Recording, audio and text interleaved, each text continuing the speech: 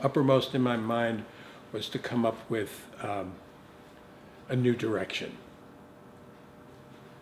I was just done with the Membrane series. It wasn't successful in the financial side, but it was very successful otherwise. But for pleasing myself, there was never a problem. To please the world, to get a little bit of support I was finding really difficult. So I went to Italy with in mind that I was going to come back and carve. And Italy is definitely a carver's country. There's a lot of tradition in carving. And so I don't know if you remember, but this whole area was full of wood that I had seasoned for decades. And my intent was to look at carving, sketch, come back and start carving. I just kept running into reliquaries everywhere I went. It's like every place, museums, churches, every place, reliquaries. And go to the Medici Chapel, and on 2 wings they had probably a couple of hundred reliquaries. It was just some incredible art housing these little pieces of bone and hair and fabric and whatever. That really influenced me. So I was in one of the underground Medici chapels somewhere in Florence, and I saw this little silver reliquary with a crystal face, and in it was a finger bone. And I had an epiphany. It immediately, literally triggered the concept of trigger finger.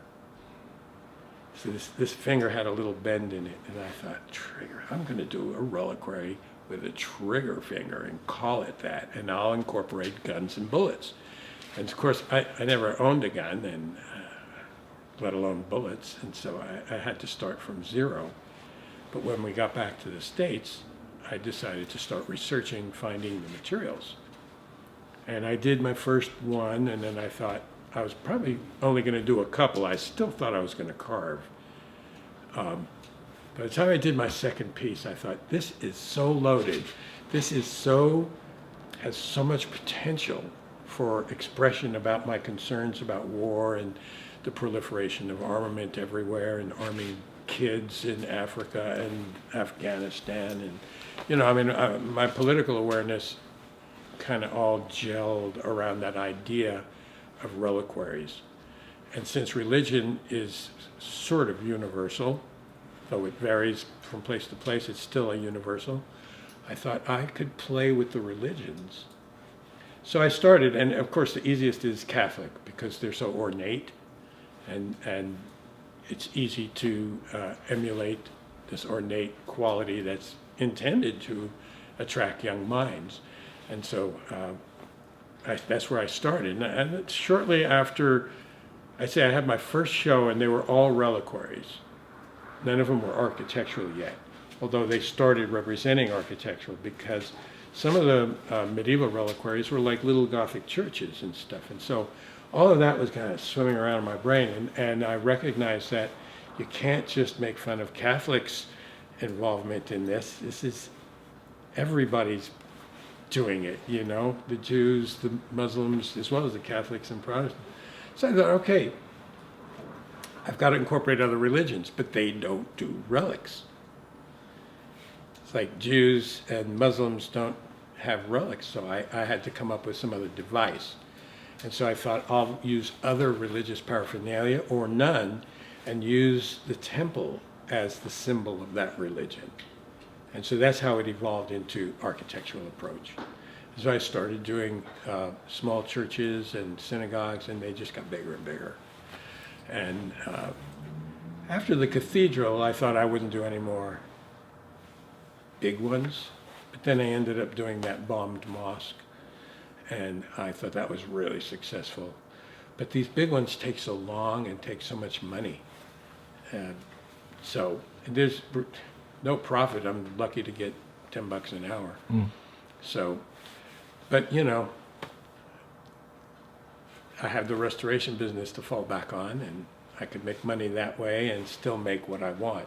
I never compromised my art, ever, for financial things. We're moving from religious objects to now with the White House, a political. Well, this is the first Subject. 100% fully political piece of architecture that I've worked on. Up until now, there have always been religious temples from the variety of religions, and I think that the work has been really, really successful for what my intentions were, and also to explore my personal interests in beauty and the harmony and symmetry of architecture. And that's when I realized, hey, this is where I started when I was 12. I wanted to do buildings. Well, you're playing with these beautiful proportions, but using That's a challenge. monstrous materials. Yeah, but the challenge is it's two languages, to translate the architectural elements into violent elements. And so when for example, for this piece, these columns are the first thing you're going to see when you approach this building, right? I mean, this will have the Palladian roof and all that, but the columns are the iconic elements in the White House. And that is representative of colonial architecture, but also classical architecture. And the White House is intended to be a classical building.